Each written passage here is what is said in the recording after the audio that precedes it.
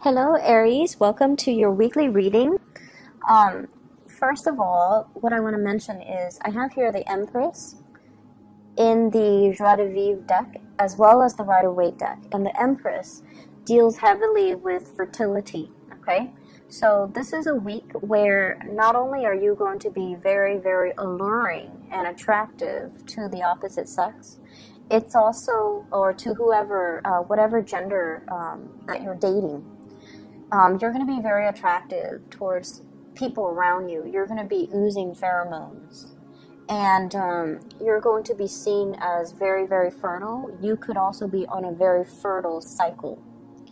And, so needless to say, be very careful when it comes to, unwanted pregnancy. Be very careful when it comes to people coming out of the blue and just soliciting you for dates and things like that. Okay, so it's just the energy that you embody. It's all very, very positive, and I don't feel like you're going to be complaining, but it's highly indicative of fertility. So be careful, use protection for those that are expecting or those that are wanting to get pregnant.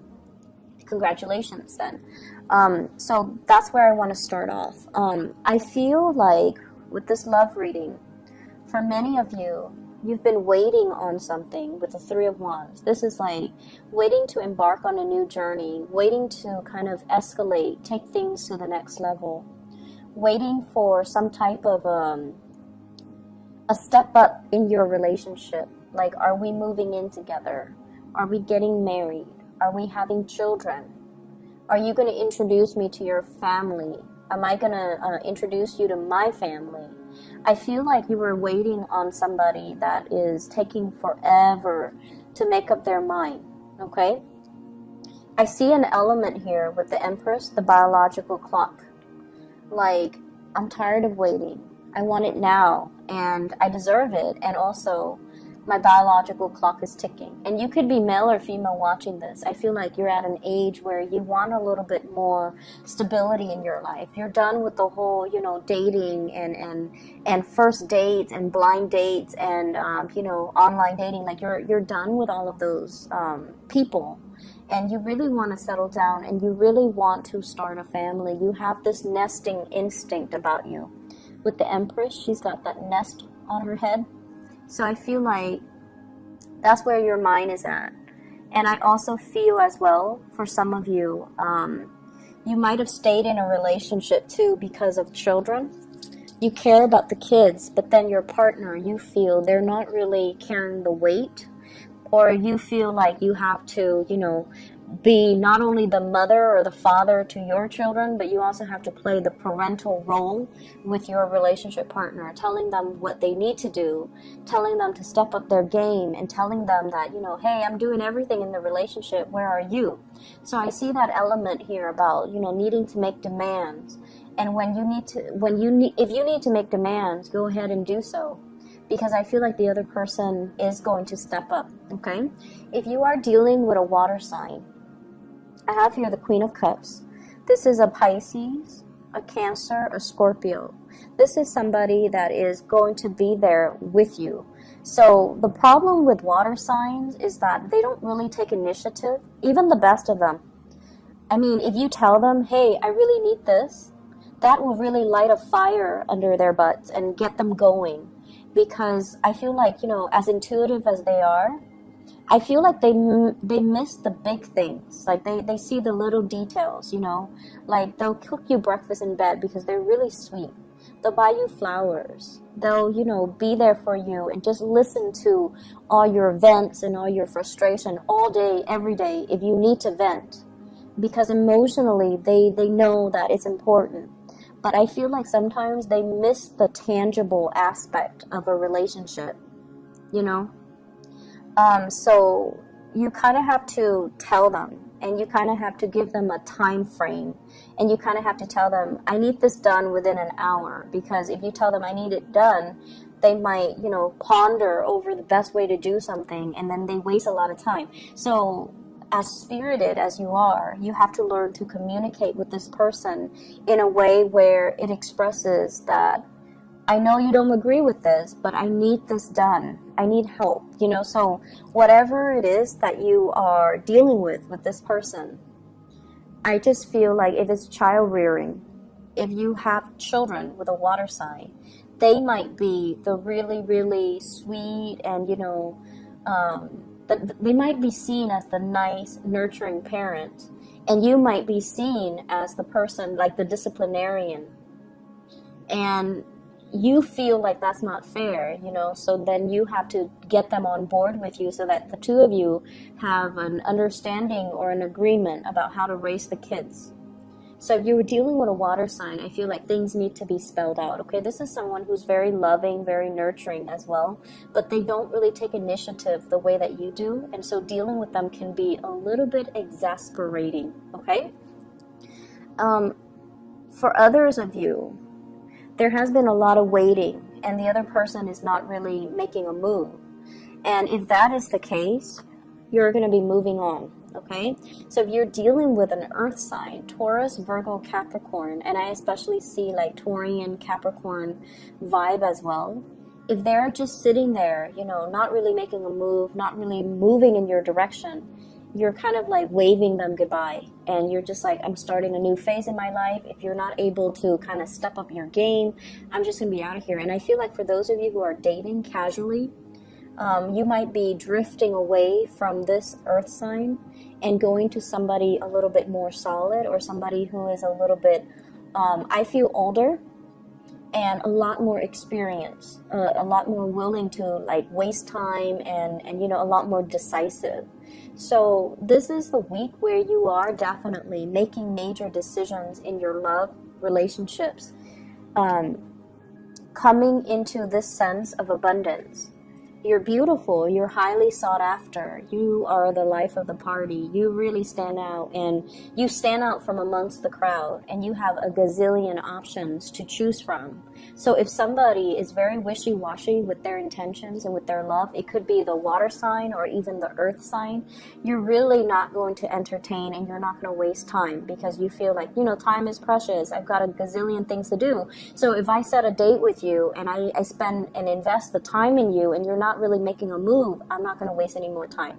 So this is like taking ownership of your time and making decisions as well to kind of go with the people that actually, you know, give you like concrete ideas as to what they want, or what they want from the relationship, rather than waiting and wasting your time on people that are not coming back, or wasting time on people that are not really making a move towards you. I feel like you like an earth sign. You like an earth sign, but they're very perplexed by you. They might be a little bit threatened. They might feel intimidated, or they might feel like you're a little bit careless, or you're moving too fast, or you have a lot of suitors, and that might be why they're not making a move. So if that is the case, then you kind of need to reach out and, you know, tell them how you feel.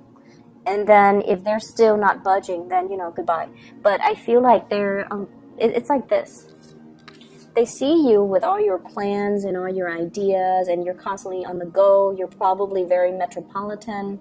I see, and it's weird, but I feel like some of you are, you know, like a big city type of a person, and the other person is like a small town type of a person.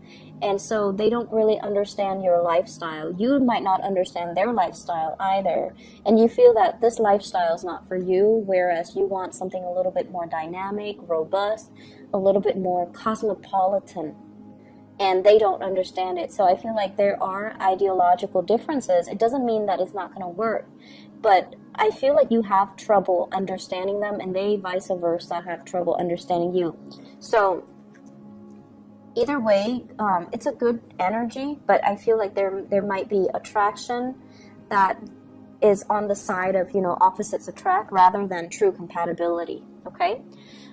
In other areas of your life, the spiritual advice that I'm getting here is be gentle, but be very firm. And this is in regards to those that are dealing with children. You could be a teacher, a counselor, an advisor. You could run a summer camp. You can have your own children. The first card out is the Hierophant. And every time I see this, I think of it as the disciplinarian, somebody who connects to a higher authority, and then they implement the words and wisdom and the advice of the higher authority. This is what I usually call like childhood conditioning. If you've had parents who were very, very strict, and you know, many of you were rebellious when you were young too. You were quite a handful. And I feel like, you know, when you bring this energy into your current environment where you're dealing with children, you tend to be like this too, like very, very strict, very unforgiving. But this is a week where it's telling you, you know, you can actually get a lot more done if you were, or get them to see things your way, or to get them to kind of listen to you if you behave like this rather than behaving like the Hierophant. So this is someone who is very nurturing, very loving, has a lot of abundance. And, you know, this is somebody that is very fertile. Your energy needs to be kind of like this, where you open up, where you don't speak from that space of like, you know,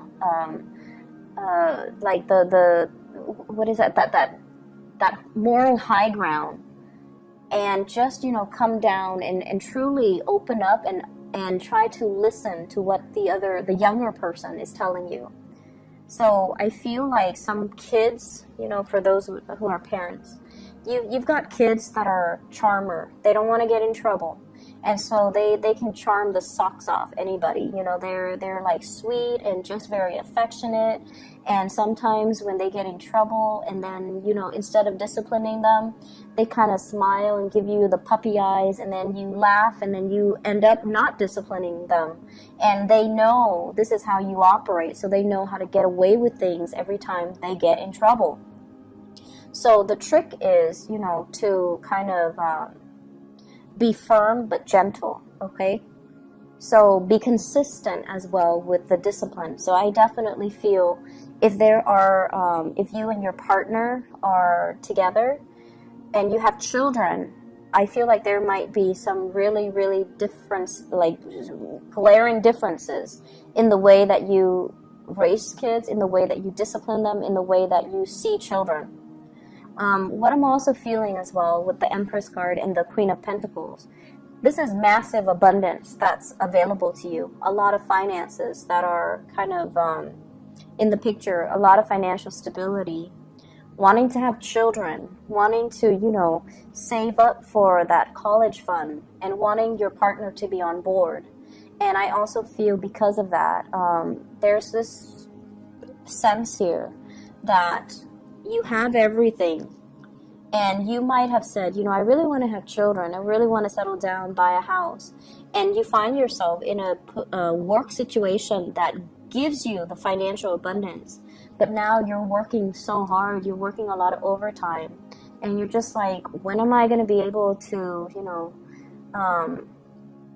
even retire? Or when am I going to be able to take the time to see my grandkids, or have the time away from work to have children?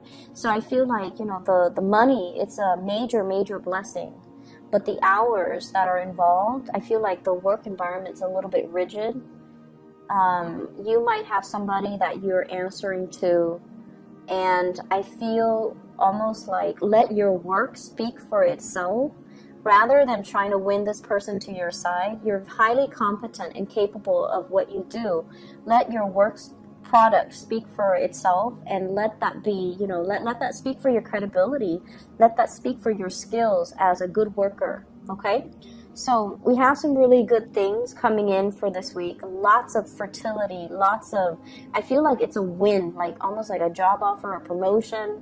If you're getting those performance appraisal from your supervisors, what they really want to say is, I feel like you're very, very capable. So they really like you. You're dependable and very, very capable. But they might tell you, you know, something unexpected. Like, for example, if you're hoping to get like 100% on a performance appraisal from higher up, they might say, here are a few things that you need to focus on. Or they might assume that you already know that you're really, really good. So they might, instead of dwelling on all the times that you succeeded, they might say, let's talk about the other projects that you had trouble with. Mainly because, you know, they already know that you're good, and so they want to flush out the stuff that you can improve upon. So don't feel bad about it, okay? I wish you guys the best. Take care of yourself, okay? And I'll see you next week.